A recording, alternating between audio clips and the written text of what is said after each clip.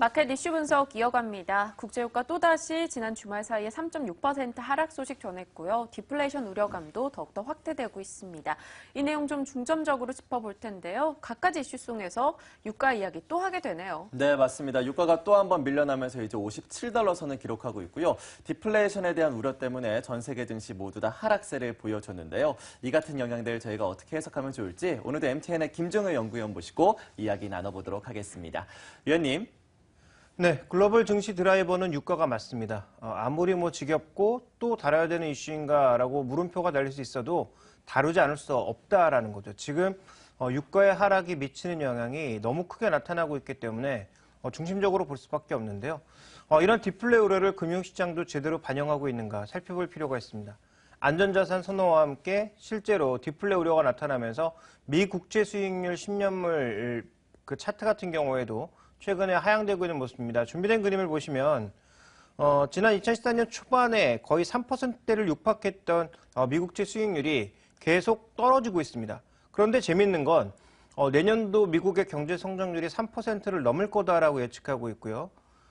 이 채권 수익률 자체가 기대 성장률, 기대 인플레를 포함하고 있다는 것을 고려해 봤을 때 채권 시장의 반응은 현재 내년도 3% 성장하리라는 기대감을 반영하지 못하고 있다. 내년도에 혹시 디플레에 빠지거나 미국 경제도 침체되는 것 아닌가라는 우려감을 나타내면서 안전자산에 대한 선호 현상이 크게 늘어나는 모습이고요.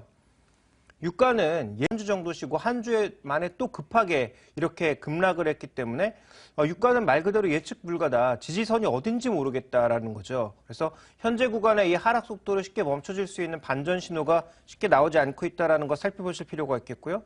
그동안 변하지 않는 이 달러의 강세도 이제는 조금 속도가 제어되고 있습니다. 그러니까 달러가 오히려 약세를 보이고 있기 때문에 유가를 밀어 올려야 되는데 달러의 약세와 유가 약세가 동반해서 가고 있고 다만 속도로 봤을 때는 유가가 더 빠르게 진행되고 있다는 거죠. 지금 보여드린 세 가지 차트가 모두 주봉인데요.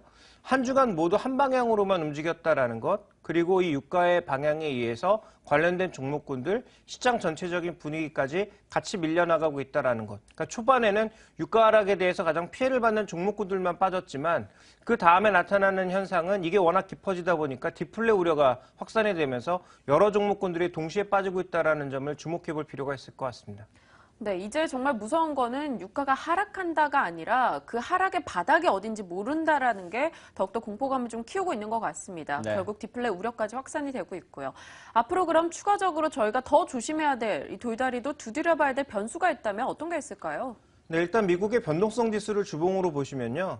지금 일상적인 수준에서는 거의 고점에 와 있거든요. 준비된 그림을 보시면 빅스 차트의 주봉인데요.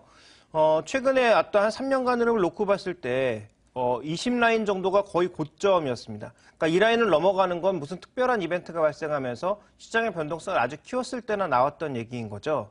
그래서 현재 지금 고점까지 왔기 때문에 현재 구간의 이러한 부담감이 얼마만큼 이어질 것인지를 잘 살펴봐야 되지 않을까. 그래서 지금 현재 구간이 비이성적인 구간, 비정상적인 구간까지 내려가고 있는 것인지, 현재 디플레 우려가 과연 심각한 정도로 가고 있는 것인지에 대한 확인이 사후적으로 빅차트에서 될 것이기 때문에 현재 이 주봉상 박스권에 대한 돌파냐, 아니면 재차 안정된 흐름을 보이면서 지수도 올라가고 변동성 지수는 내려가는 그런 형태로 다시 움직일 것이냐를 잘 살펴보실 필요가 있을 것 같고요.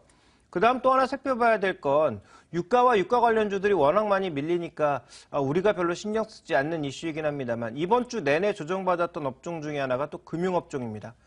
미국 내 대표적인 투자은행이면서 상업은행을 끼고 있는 JP모건 체이스 같은 경우가 조정폭이 비교적 큰 양상이었죠. 물론 주봉으로 보면 이건 조정도 아닙니다만 전체적인 추이, 단기적인 추이만 놓고 봤을 때는 분명히 추세의 하단까지 내려왔다라는 거죠. 51선 부근까지 빠른 속도로 내려와 있고 다른 종목군들도 마찬가지이기 때문에 이 은행업종, 투자은행업종들의 조정이 가파라진다라는 얘기는 무엇을 포함하고 있느냐? 바로 18일 날 있을 연준 회의에서 어떠한 코멘트가 나오느냐, 상당기간이라는 문구가 과연 빠질 것이냐를 가지고 시장은 또 우려하고 있다는 거죠. 그래서 오늘 시장의 지난 주말에 미국 시장의 하락을 보시면 가장 많이 빠진 건 상품주, 에너지주였지만 2등을 차지하고 있는 게 뭐냐? 바로 금융업종이라는 겁니다. 지금 브로커딜러, 그러니까 증권업종, 은행업종 전반적으로 다 빠졌다라는 거죠. 이런 금융업종의 하락세와 함께 또 하나 눈에 띄고 있는 건 글로벌 ETF 중에서 영국 ETF가 가장 먼저 영국의 3대 증시, 유럽의 3대 증시 중에서 바닥을 깨고 있는 상황입니다. 영국도 지금 미국과 동일하게 내년도에 금리를 가장 먼저 올릴 수 있는 국가로 꼽히고 있죠. 그렇다면 이러한 그 증거를 놓고 봤을 때 우리가 또 하나 우려해야 되는 것은 과연 미국과 영국의 금리 인상으로 인한 추가적인 유동성 감소. 그러니까 일본과 유럽이 유동성을 공급한다고 하더라도 영국과 미국 쪽에서 줄여버리면 과연 이 금융시장의 충격을 어디가 받을 것인지에 대한 판단이 조금 더 필요하지 않을까. 그래서 유가의 하락도 중요하고 정책의 변동성에 대해서도 우리가 이제는 주목해볼 필요가 있지 않을까 이렇게 판단하고 있습니다. 네, 이렇게 해서 전반적으로 경제에 대한 불안감이 확산이 되면서 기업들의 구조조정도 확대가 되고 있습니다. 네. 저희가 앞서서도 오피스 디포와 스테이플스에 대한 이야기도 나눠봤는데요. 이 같은 구조조정이 계속해서 이어지고 있는 것에 대한 시장 흐름 어떻게 판단하면 좋을까요? 근데 과거 M&A 같은 경우에는 기업 확장을 위한 대부분의 M&A였다면 지금 현재 진행되고 있는 M&A의 대부분은 기업 생존을 위한 M&A라는 점에서 굉장한 차이점이 있습니다. 결국은 규모를 키우고 비용을 낮추기 위한 여러 가지 노력들이 결국 살기 위한 전략이라는 거죠. 물론 그 변화를 가져온 게 산업 자체의 축소일 수도 있고 글로벌 수요의 둔화일 수도 있고 인터넷의 약진으로 인한 둔화일 수도 있습니다. 무슨 어떤 이유가 되었든 현재 구간에서는 뭉쳐야 산다라는 거죠. 뭉쳐야 살고 그 다음에 확실하게 전문화하고 특화하는 것이 필요하다라는 것을 스스로 알고 있다라는 것이고요. 저성장 업종에 대해서는 무조건 비용을 다운시키는 게 가장 중요한 흐름이 되어버렸습니다. 그러다 보니까 덩치를 키워야 되고 비용을 줄이기 위해서 문어발식 확장보다는 전문화가 필요한 것이고요. 전문화뿐만 아니라 수직 통합이 필요한 거죠. 그러니까 이런 것들을 갖추지 않은 기업들은 앞으로 경쟁에서 계속 밀리면서 현재 막 치고 올라오고 있는 인도 기업이라든지 중국 기업들의 밟힐 가능성이 있기 때문에 국내 기업뿐 아니라 글로벌 기업 내에서 우리가 과거에 생각하지 못했던 M&A의 여러 가지 형태가 나타날 가능성이 높다라고 보고 있고요. 그래서 제가 오늘 제시드린 것이 다소 조금 이상하지만 오피스 디포와 하나케미칼이라고 하는 종목을 비교해 보면서 M&A 얘기를 하고 싶었던 것입니다. 네, 일단 전문성을 가진 덩치, 그리고 수직 전문화, 수직 계열화가 이루어져야 한다라고 이야기 주셨는데 국내에서 그럼 그게 좀 이루어지고 있는 종목군들에 대해서 아무래도 관심을 가져야 되지 않을까 맞아요. 싶은데요. 네. 어떤 종목이 그런 과정을 밟고 있는 거죠? 네, 앞으로 대기업 대부분이 그런 형태를 밟을 것으로 예상이 되고 있습니다만 현재 구간에서 글로벌화, 대형화, 전문화, 수직 통합 이런 것들을 이뤄가고 있는 기업들이 몇 개 없는 것 같습니다. 대표적으로는 삼성전자를 꼽아볼 수가 있겠죠. 글로벌화는 옛날부터 진행된 거고요. 거기다가 이제 플랫폼, 서비스, 그다음에 부품, 완제품까지 하나의 조금 큰 그림을 그려가고 있다라고 봐야 될 것 같고요. 네이버 같은 경우에도 라인이라고 하는 플랫폼 위에 콘텐츠 그리고 최근 들어서는 서비스를 확장하고자 하는 의지를 뚜렷하게 드러내고 있습니다. SK텔레콤 같은 경우에는 글로벌화는 가장 부족하지만 플랫폼의 지지력 그리고 서비스와 함께 SK하이닉스라고 하는 부품 거기다가 최근에 시장에서 또 불거지고 있는 건 혹시라도 펜텍이 가격이 싸진다면 인수하지 않을까 이런 얘기도 계속 흘러나오고 있으니까 그와 관련된 하드웨어 확장까지 나타나는지를 잘 살펴보실 필요가 있을 것 같고요. 자, 마지막으로는 CJ ENM입니다.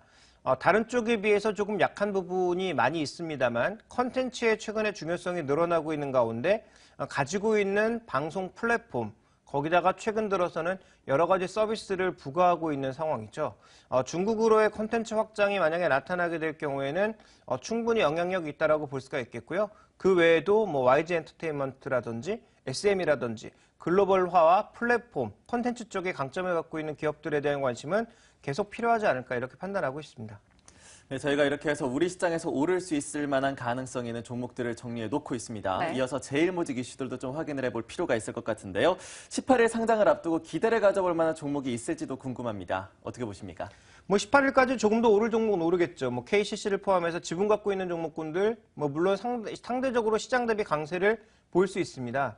그렇지만 이게 과연 지속되느냐? 거기에 대해서는 장담할 수 없다라는 거죠. 그래서 모멘텀 플레이, 일종의 모멘텀이 소진되기 이전까지 그런 종목군들을 매수해서 가져가 보는 전략은 나쁘지 않다라고 보여지나 바이앤홀딩 전략이라든지 장기적인 관점에서의 투자는 별로 그렇게 시덥지 않다라고 보고 있습니다.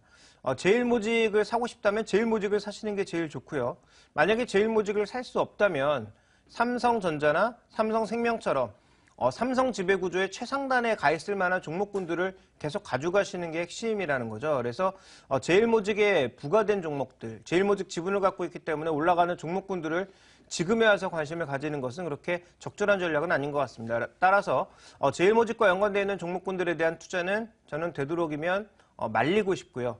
삼성의 지배구조에 투자하고 싶다면 제일모직이 상장된 이후에 사든지 아니면 삼성전자나 삼성생명처럼 각 그룹 지주회사의 상단에 위치할 수 있는 그런 종목군들을 공략하는 게 좀 더 효율적이지 않을까라고 판단하고 있습니다. 네, 말 그대로 모멘텀 플레이는 모멘텀이 붙어 있을 때까지 한번 해보자라는 네. 거고요. 정말 이 기업 본질에 초점을 맞춰서 전략을 짜보자 이야기 주셨네요. 네, 그리고 이어서 이제 지난 글로벌 증시가 모두 다 하락세를 보여줬습니다. 이에 따라서 우리 증시에 대한 더욱더 강력한 전략이 필요할 텐데요. 오늘 장 선 전략에서 이어가시죠.